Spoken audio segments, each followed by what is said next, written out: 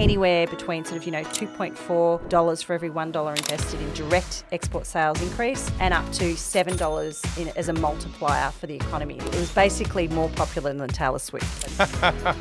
Oh, wow. I want to talk about EMDG. So a lot of Australians, being an island tucked away on the bottom of the southern hemisphere, we want to expand. We want to go. A lot of our tech guys want to go into America and Europe. Talk us through the journey of what Export Market Development Grant is, just for our listeners that are unfamiliar, so they can get a bit of a feel for what that might look like and how they might be able to potentially tap into that opportunity. Okay, so the EMDG is a long-running program. Actually, it turns 50 this year. Oh, wow. So it was launched in 1975, so a 50-year-old program. It provides, in its current inception, now I have to caveat this because, as with all things, the rules change. So there's typically shifting sands, but the general theme remains unchanged. A 50% subsidy for export promotional costs. So that's pretty key. Promotion's a really key word. So it's not about going overseas and sourcing suppliers. It's about going overseas and promoting your product or your service into overseas jurisdictions. Multi-year funding to help subsidise those costs. Now, obviously, export dollars is the best kind of dollar for the Australian economy. So the more we can bring in, the better. The program year on year has demonstrated huge value for the Australian taxpayer. So anywhere between $2.4 for every $1 invested in direct export sales increase and up to $7 as a multiplier for the economy. So for that reason, it's remained as a steady program over multiple years. The way that the application works is we apply up front to obtain a contract. That contract is typically a 2-year contract. So there's very finite windows in which we can apply. It opens and it closes and you're done. It's pretty competitive at the moment because it is quite underfunded. So the current funding under that program is $110 million a year. We've established that it needs to be about $330 million a year to actually fund it properly. So when you've got an underfunded program, the way that you manage that is you put barriers and impediments in.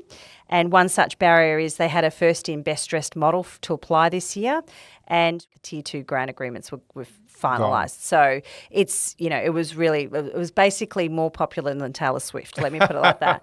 Oh, wow. The program, and unfortunately, if we miss that window, we won't get another window for a couple of years, depending on who wins the election or which party comes to play. Now, the funding, 8 years of funding, the sorts of things it will cover include the equivalent of a economy class airfare for anyone undertaking business development travel, 21 days per diem whilst away per trip. Marketing consultants, so whether they're domestic or international, can be claimed.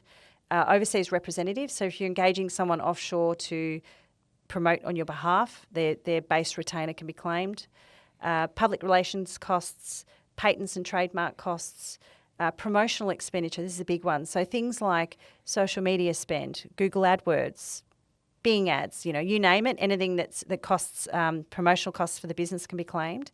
Now, you get a contract, the contract has a cap on it, and you're basically up to that cap. So if, say, your contract's $50,000, then you'd have to spend $100,000 and you get a $50,000 grant. And so it's a cash payment paid back to the business as a reimbursement for those costs. So if I'm a business that sells a product, I predominantly sell it in Australia, I see that this has an opportunity to sell into Asia or another market somewhere else, what do I need to do? Do I then go, okay, I need to apply for it?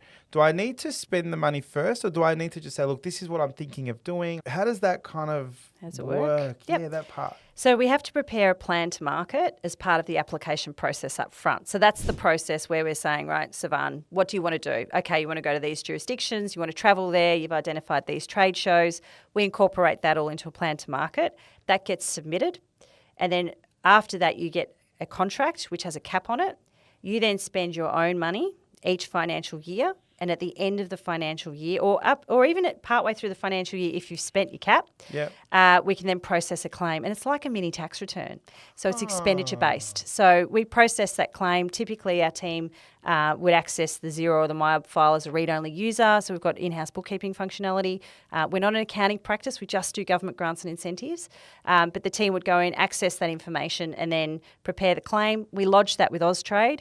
chances are you get an audit. I think about 90% of them get audited. So we would manage the audit. We say, don't worry about it, let us handle that, because it can be actually quite intimidating getting an audit from a government body. So, so we manage that process. And then the client then gets paid the money into their nominated bank account.